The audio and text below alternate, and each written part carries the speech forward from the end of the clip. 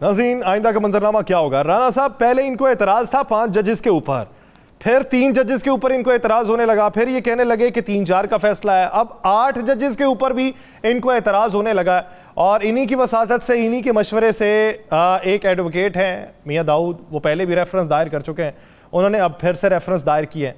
वो 8 जजेस के खिलाफ रेफरेंस दायर किया जा चुका है। क्या समझते हैं आने वाले दिन में ये जो टकराव में इजाफा किया जा रहा है और रेफरेंसेस की भरमार लगाई जा रही है, इसके नताइज क्या निकलेंगे और प्लानिंग वफाकी हुकूमत की असल में है क्या? या फिर 2 चीजें आप ज़हन में रख लिए। एक तो चीज बड़ी क्लियर है, आप अगला बेंच बना दें 20 जजेस का, ये उस पर भी इतराज कर देंगे। 20 तो है ही नहीं वैसे राणा साहब। इनके किए हुए, मैं कह रहा हूँ कि आप 20 का भी बना दें, मैं आपको एक मिसाल दे रहा हूँ, ये उस पर भी इतराज कर देंगे। उसकी वजह है बड़ी सिंपल सी, कि इनको पता है कि ये जो इन्होंने आइन शिकनी की है, जो इन्होंने आइन तोड़ने की कोशिश की है, जो आइन पर शमखून मारने की कोशिश की है, कोई भी जज इसे जो आइन को देखता है, आइन के मुताबिक फैसला करता है, वो इनके फैसलों के खिलाफ जाएगा। ये खौफ है इनका। पहले 3 जजेस, उसके बाद 5 जजेस, अब 8 जजेस के खिलाफ आप रेफरेंस भेजते हैं। तो मुझे एक बात बताएं, तो फिर पाकिस्तान की सबसे सुप्रीम अदलिया जो है उसके अंदर कौन बैठेगा? पाकिस्तान की सबसे सुप्रीम अदलिया जो है वो तो 0/0 पे आप लेंगे, कौन फिर करेगा? कल को कोई भी उठेगा, किसी भी जज के खिलाफ एक रेफरेंस दायर करेगा, और रेफरेंस दायर करने के बाद कहेगा जनाब इसको तो होना ही नहीं चाहिए। ये हो नहीं सकता। ये सारे रेफरेंस उठ जाएंगे। रेफरेंस दायर करने वाला कौन है? रेफरेंस दायर करवाने वाले कौन है? इसके पीछे कौन है? इनके सहूलतकार कौन है? इनको हदायत देने वाले कौन है? ये सारी चीजें बड़ी क्लियर है। आपको पता है, मुझे पता। मैं आपको एक चीज बड़ी क्लियर करता हूं, गेम ओवर हो चुकी है। हुकूमत के हाथ से गेम निकल चुकी है।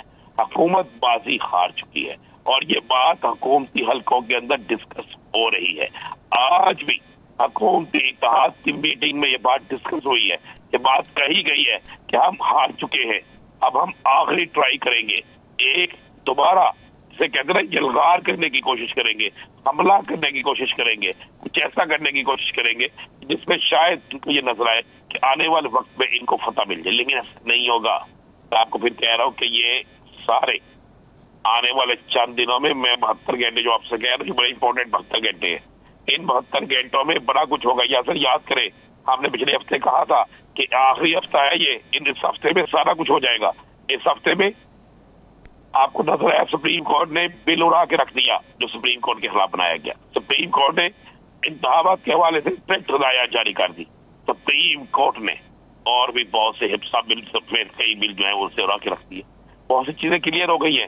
अब एक चीज तो बड़ी क्लियर हो गई, और वो चीज ये है कि हुकूमत वर्सेस आइन, मैं सुप्रीम कोर्ट नहीं कह रहा, हुकूमत वर्सेस आइन, ये लड़ाई शुरू हो गई।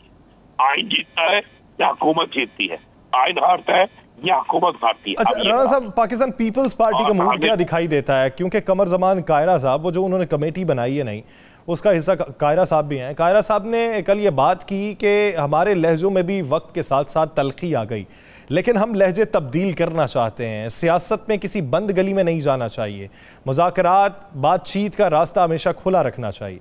पाकिस्तान पीपल्स पार्टी किस तरह का किरदार अदा करती दिखाई दे रही? अभी तक तो पीपल्स पार्टी मुस्लिम लीग नून को दबाने के लिए, अभी तक तो पीपल्स पार्टी मुस्लिम लीग नून का आने वाला मुस्तकबिल तबाह करने का किरदार अदा कर रही है। मैं आपको ये बिल्कुल क्लियर बात कह रहा हूँ। मसालत की बात, अगर आसफ अली जरदारी साहब मसालत की बात चाहते, अगर बिलावल भुट्टो जरदारी मसालत की बात चाहते, तो एतजाज हसन, लतीफ खोसा साहब जैसे लोगों को पार्टी से साइडलाइन ना किया जाता। अगर ये मसालत की बात चाहते तो आज भी जो इन्होंने बयान दिया है कि इमरान खान को लोग लाइक नहीं करते, सोशल मीडिया पे उनकी रीडिंग है, तो ये कहने की बजाय कहते हैं कि आए हम बैठ के बात करते हैं। अगर सोशल मीडिया में रीडिंग है तो इलेक्शन से तो ये भाग रहे हैं, इमरान खान तो ही भाग रहा। तो ये बात तो कायरा साहब एक अच्छे आदमी है, कायरा साहब की अपनी तरह ये बात दुरुस्त हो सकती है, उनकी अपनी ये सोच हो सकती है कि मुज़ाकरात के रास्ते खुलने चाहिए। लेकिन मेरे पास जो इतला है, पीडीएम किसी सूरत में भी मैं आपको ये कह रहा हूँ, किसी सूरत में भी मुज़ाकरात की तरफ नहीं जाएगी। चाहे पीपल्स पार्टी कहे चाहे कोई और कहे, वो किसी सूरत में मुज़ाकरात की तरफ नहीं जाएगी, क्योंकि बाबूजी की भी हदायत यही है कि मुज़ाकरात नहीं करने। मौलाना फजलुर रहमान एमपी सबके ये क्लियर है कि हमने कप्तान से मुज़ाकरात नहीं करने, तो जिसकी वजह से ये मुज़ाकरात वाला सफ़ा तो आप काट दें।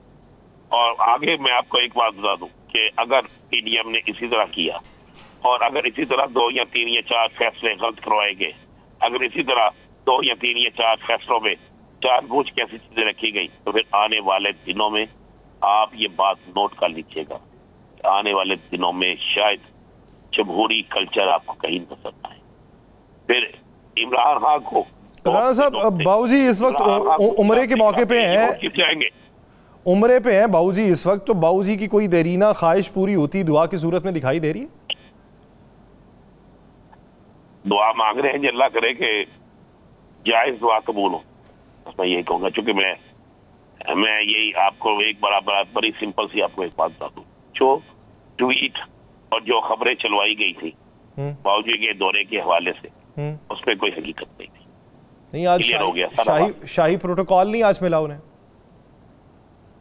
उसने कहा आप टेलीविजन स्क्रीन के ऊपर सऊदी अरब मनाजिर चल रहे हैं जी, सऊदी अरब जो आप अगर उम्रे की अदायगी के मौके पर शाही प्रोटोकॉल, शाही प्रोटोकॉल नहीं होता। मैं आपको एक चीज बता दूं, सऊदी अरब एक मेहमान नवाज थे और सऊदी अरब ने हमेशा अपने मेहमानों की बेइंतहा इज्जत की है। किसी भी मुल्क का डेलीगेशन आए वो इसी तरह करते हैं, लेकिन इसे सरकारी प्रोटोकॉल या शाही प्रोटोकॉल नहीं कहते।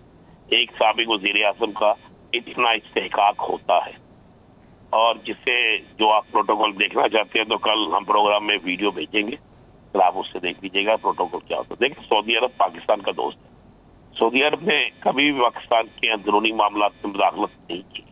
उसने हमेशा पाकिस्तान के लिए बेहतरीन सोचा है, पाकिस्तान की मदद की है, और वो अब भी इस लड़ाई में कभी भी किसी का साथ नहीं देगा, वो सब पाकिस्तान का साथ देगा।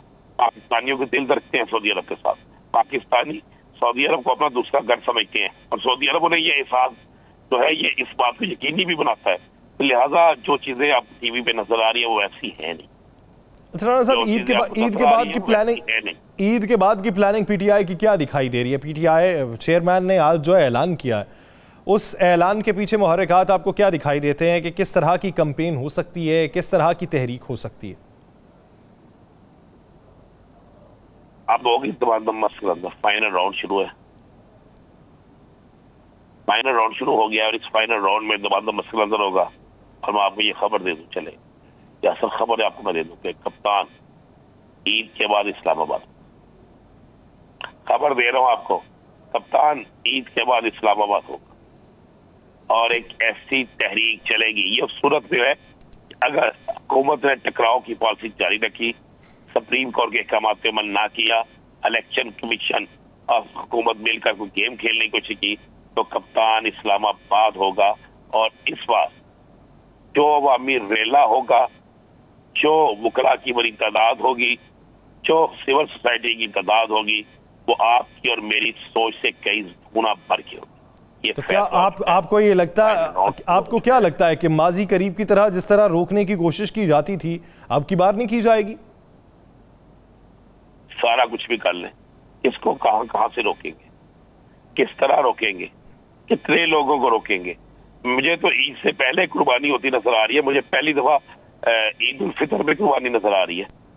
ईद उल अजहा पे तो कुर्बानी होती है, लेकिन मुझे सियासी कुर्बानी जो है वो ईद उल फितर में नजर आ रही है, और ये सियासी कुर्बानी हो जानी है। आप ध्यान में रखिएगा, ये सियासी कुर्बानी रुकने वाली नहीं है। नहीं, इस कुर्बानी के नतीजे में आप फिर आता किसको देख रहे हैं?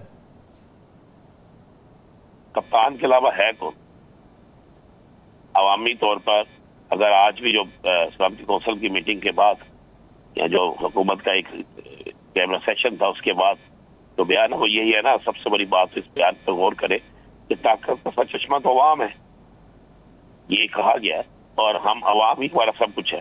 तो अवाम अगर डिसीजन देती है कि इमरान खान आना है, तो फिर उसके डिसीजन को कौन रोक सकता है?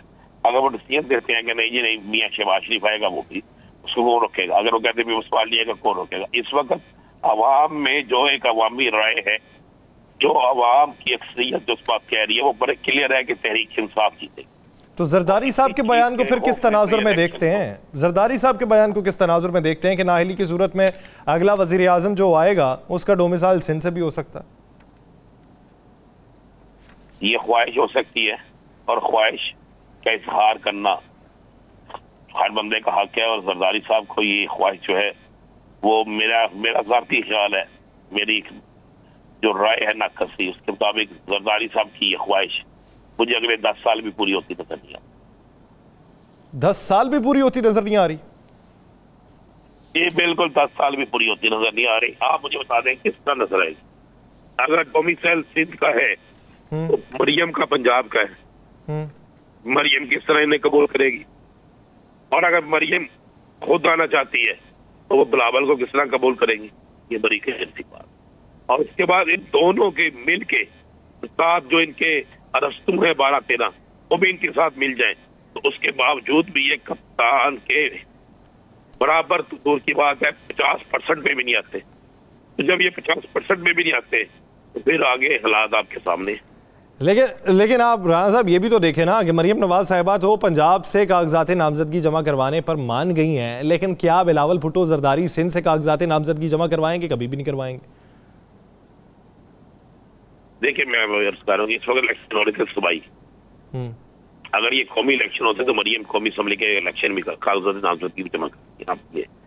क्योंकि मरियम ने पंजाब के कागज इसलिए जमा कराया कि मरियम रास्ता रोकना चाहती है हमजा शहबाज का। इमरान खान का रास्ता तो ये रोक नहीं सकते, ये तो आपस में ही लड़ रहे हैं, एक दूसरे का रास्ता रोक रहे हैं। और जब तक बिलावल भुट्टो जरदारी का मामला है, मैं फिर वही कह रहा हूँ कि इस बुनियाद पे डोमिसाइल सिंध पाकिस्तान है, सिंध पाकिस्तान की जान है, और अगर कुछ जीत किया है अक्सरियत से तो फिर हो जाना चाहिए।